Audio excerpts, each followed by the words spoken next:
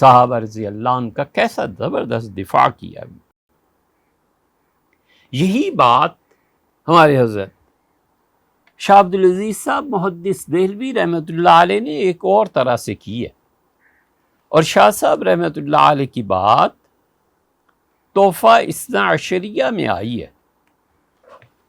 اور تحفہ اثنا عشریہ فارسی میں حضرت رحمۃ اللہ علیہ کی کتاب ہے. اگر وہ نہیں پڑھی نا، یا وہ پڑھنی نہیں آتی براہ راست فارسی میں، تو ہماری درخواست ہے کبھی بھی شیعہ سے ان کے میدان میں اتر کے بحث نہ کرو. وہ جو بھی دلائل دیں گے، آپ کے پاس علم ہی نہیں ہے.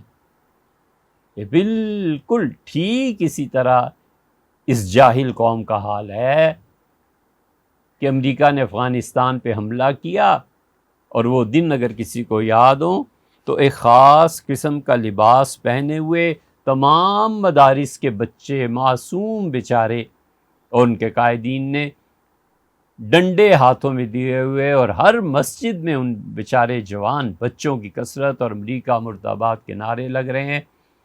شہروں کے شہر مساجد سے بھر گئے، ڈنڈے مارکیٹ میں ملنا کم ہو گئے. جیسے کبھی وکیلوں کا جو مخصوص لباس ہے وہ ملنا ختم ہو گیا تھا، ڈنڈے شہروں میں کم پڑ گئے.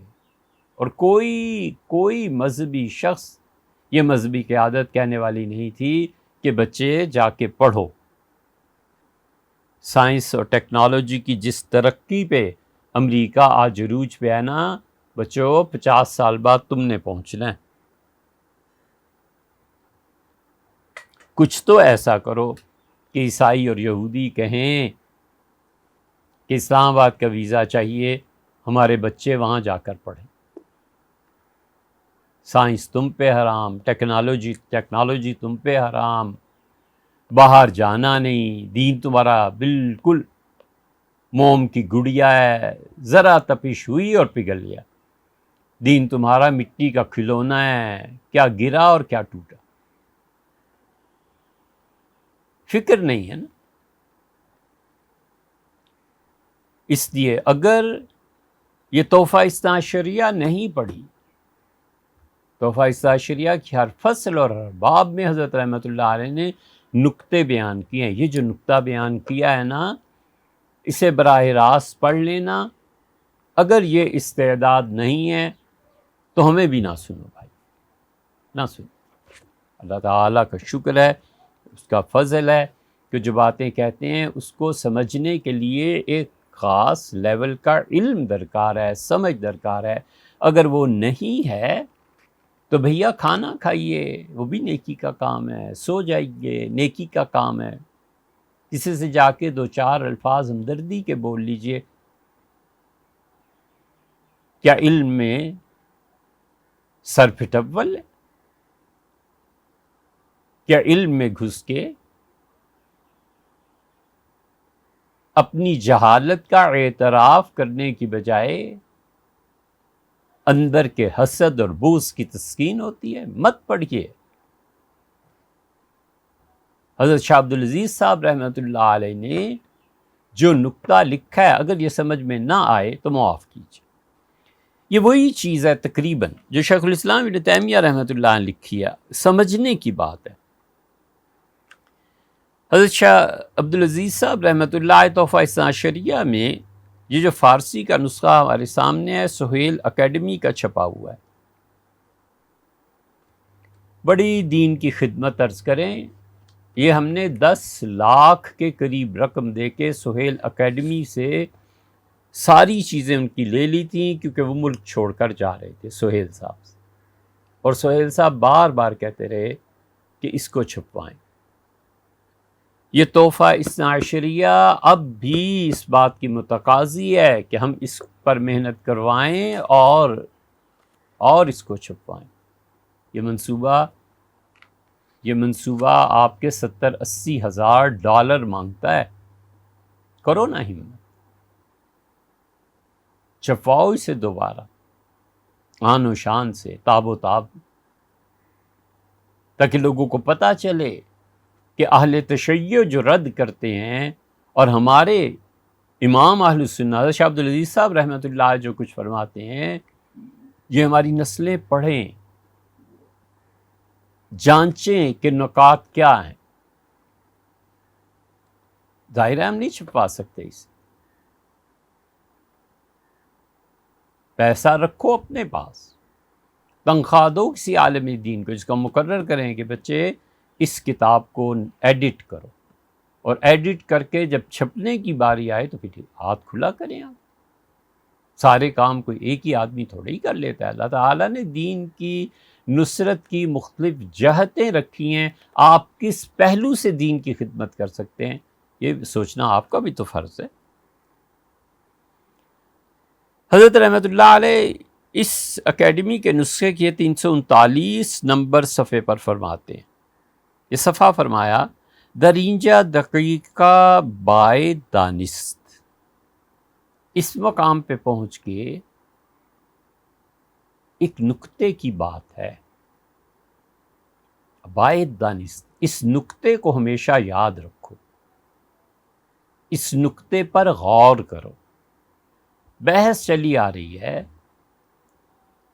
کہ اہل تشیع نے صحابہ کرام رضی اللہ عنہم کو فاسق و فاجر کہا، اور اہل السنہ میں حضرت اس کا جواب لکھ رہے ہیں رحمہ اللہ.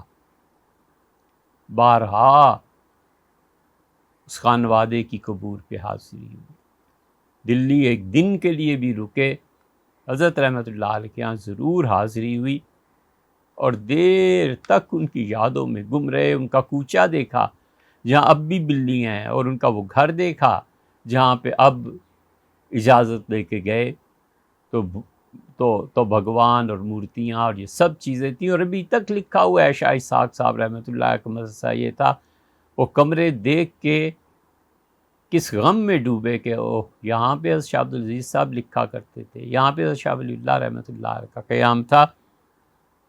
فرماتے ہیں دقیقہ باعث دانست، اس نقطے کو یاد رکھو کہ سب و طعن انبیاء از آن جہت کفر و حرام است، کہ انبیاء علیہ الصلوۃ والسلام کے ساتھ دو باتیں کرنا، گالیاں دینا اور ان کو طعنے دینا. حضور اقدس صلی اللہ علیہ وسلم کو طعنہ دینا، موسیٰ و عیسیٰ علیہ الصلوۃ والسلام کی شخصیتوں میں عیب نکالنا، انہیں گالیاں دینا، حضرت فرماتے ہیں یہ کفر ہے. بہت آسان کر رہے ہیں اسے کہ وجہ سب یعنی معاصی و کفر در این بزرگان یافتہ نمی شود. اس لیے کہ جو بھی گالی دیتا ہے یا جو بھی انہیں برا بھلا کہتا ہے کس وجہ سے کہتا ہے، وہ وجہ تو ان میں پائی نہیں جاتی. ولیعذ باللہ انبیاء علیہ السلام میں سے کسی کا نام ادباً نہیں لیتے. کوئی نبی علیہ السلام فرض کر لیجئے، ان کو گالی جو دے گا، ان کو طعنہ جو دے گا، تو آخر کوئی وجہ ہونی چاہیے نا. وہ وجہ یا تو یہ ہو کہ انبیاء علیہ السلام گناہ گار ہیں یا کافر ہیں. ولیعذ باللہ یہ دونوں چیزیں ان میں پائی ہی نہیں جاتی. تو جب جڑ اکھڑ گئی، کوئی چیز پائی نہیں گئی، تو تم کیوں گالیاں دے رہے ہو؟ تم کیوں ان پہ کفر کی شکیں عائد کر رہے ہو؟ درین بزرگان یافتے نمی شود، کوئی عیب ان میں پایا نہیں جاتا. اور دوسرا پہلو کہ موجبات تعظیم و توقیر و انباء احسن بوفور موجود اند. اور جب ہم دوسری طرف دیکھتے ہیں تو یہ بزرگ جن کو تم گالیاں دیتے ہو، انبیاء علیہ السلام، یاد رہے انبیاء علیہ السلام کی بات ہو رہی ہے اور کسی کی نہیں، نہ صحابہ رضی اللہ عنہ کی نہ امتیوں کی. ان انبیاء علیہ السلام میں وہ وجوہ، وہ کازز جن کی وجہ سے ان کی تعظیم کرنی چاہیے، ان کی عزت کا احساس کرنا چاہیے، اور ان کے بارے میں اچھی خبریں کہ وہ کتنے خدا سے ڈرنے والے تھے. وہ انبیاء علیہ السلام خدا کی طرف سے کس طرح وحی جذب کرتے تھے، وصول کرتے تھے. وہ بہت زیادہ خبریں جن دو بنیادوں پہ، طعنہ اور کفر، تم انہیں برا کہتے ہو تو پائی نہیں جاتی. اس کے برعکس ان کی اچھائیاں اور خوبیاں انبیاء علیہ السلام کی نص سے قطعی قرآن بھرا پڑا ہے ان سے. بوفور موجودند چوں جماع باشند از مومنین کے اسباب تعظیم داشتہ باشند و گناہان ایشان را مغفرت و تکفیر بنص قرآن ثابت شدہ باشد. پھر میں تمہیں سمجھاتا ہوں کہ انبیاء علیہ الصلوۃ والسلام میں تو جو 2 وجہ تھی وہ پائی نہیں جاتی ہیں اور خوبیاں ان کی بہت سی ہیں. تو اب دیکھو ایک اور جماعت بھی ہے. یہ اب آئے ہیں صحابہ رضی اللہ عنہ. فرماتے ہیں کہ وہ مومن کہ جن میں ان کی خوبیاں اچھائیاں خود قرآن بھی بیان کرے اور رسول صلی اللہ علیہ وسلم بھی بیان کرے، اور ساتھ ساتھ یہ ہو کہ تم سے جو کوئی غلطی ہوئی بھی ہے نا اے صحابہ رضی اللہ عنہ، ہم نے تمہیں معاف کیا. قرآن میں ہے نا کہ مغفرۃ، اللہ نے انہیں معاف کیا. و تکفیر بنص قرآن ثابت شدہ باشد، اور ان حضرات میں کفر بھی نہیں پایا جاتا صحابہ رضی اللہ عنہ میں، جو گناہ ان کی مغفرت ہو گئی.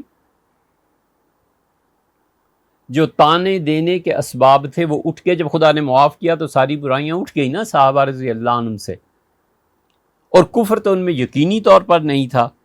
تو این جماعت ہم در حکم انبیاء خان بود.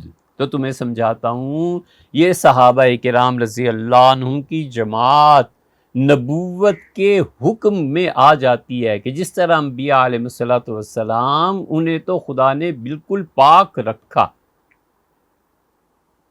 ان پر کفر اور تانے دینا جائز نہیں انبیاء علیہ السلام پہ. تو اس جماعت کا حکم بھی وہی لگے گا، کیونکہ ان سے جو گناہ ہوئے خدا نے معاف کر دیے. کفر نہ ان میں پایا جاتا ہے انبیاء علیہ السلام میں، نہ صحابہ کرام رضی اللہ عنہ میں، تو کفر تو رہا نہیں. باقی لغزشیں کبائر صحابہ رضی اللہ عنہ میں تھے، معافی ہو گئی، اور انبیاء علیہ السلام میں تو تھے نہیں. در حرمت سب و تحقیر و اہانت و بد گفتن نہایت کار آنکہ انبیاء را اسباب تحقیر موجود نہیں. میرے کہنے کا مطلب یہ ہے کہ جو تم گالیاں دیتے ہو، ایک توہین کرتے ہو صحابہ کرام رضی اللہ عنہ کی، 2 اہانت اور وہ روایتیں تم لاتے ہو جس سے ان کی بے عزتی ثابت ہو، 3 اور انہیں برسر عام یا بسر بد گفتن ان کے متعلق نازیبا زبان استعمال کرنا، 4. یہ چاروں چیزیں انبیاء علیہ الصلوۃ والسلام کے لیے تو اس لیے حرام ہے کہ ان میں کفر اور گناہ کبیرہ کچھ نہیں پایا جاتا. اور صحابہ رضی اللہ عنہ کا بھی حکم یہی ہے. انبیاء علیہ السلام کا حکم اس لیے کہ انہوں نے تو ان میں تو ہے ہی نہیں، سرے سے انہوں نے کیے ہی نہیں. صحابہ رضی اللہ عنہ نے کیے، لیکن اللہ نے معاف کر دیے.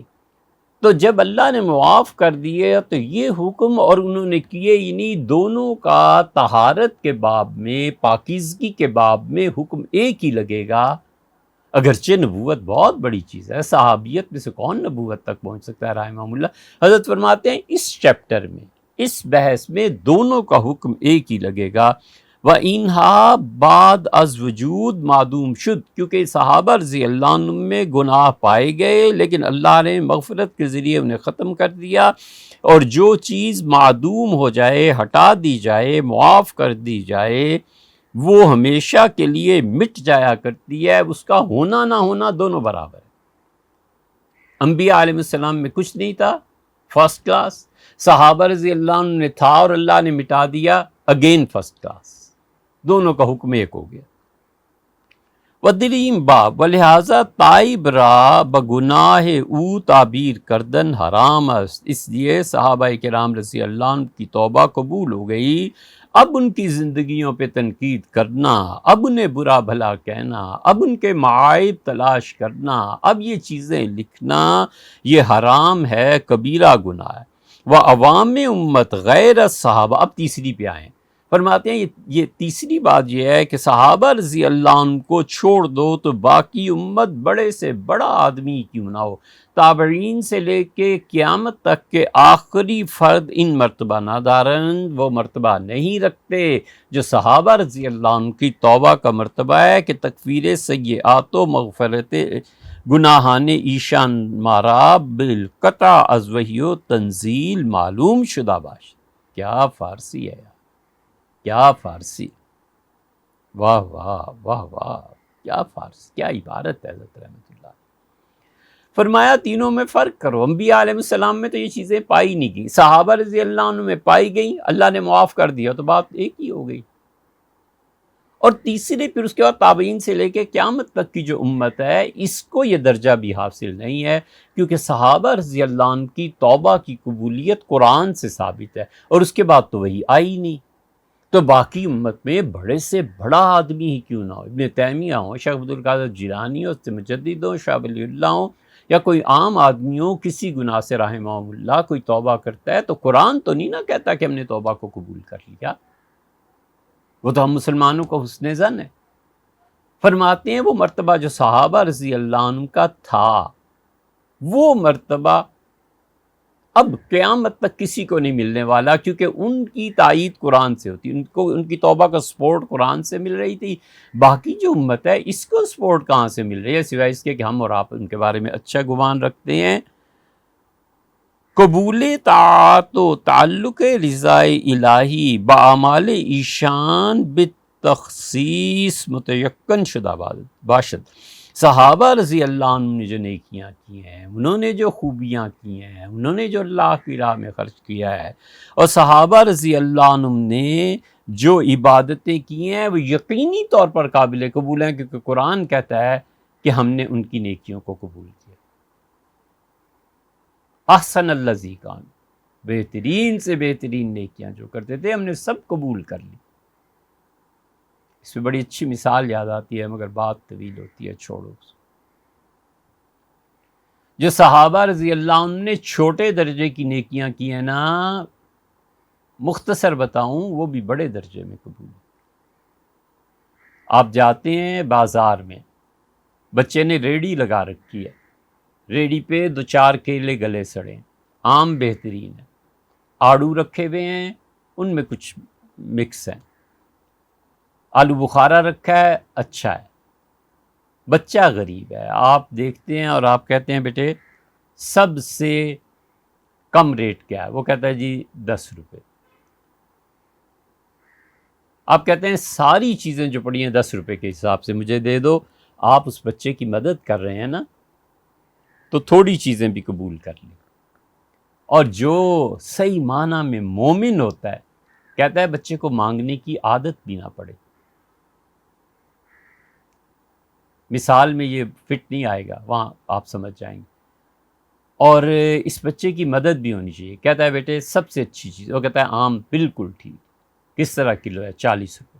وہ کہتا ہے اچھا بیٹے ایسے کرو سب سے بڑھیا ریٹ پہ سارا مال دے دو۔ تو وہ جو کچے گلے سڑے جو بھی آلو بخارے اور باقی چیزیں تھیں وہ بھی 40 روپے میں بک گئی، چھوٹی چیز بھی 40 میں بکی، بڑی تو بکی بکی۔ اللہ صحابہ کرام رضی اللہ عنہ کے ساتھ ایسے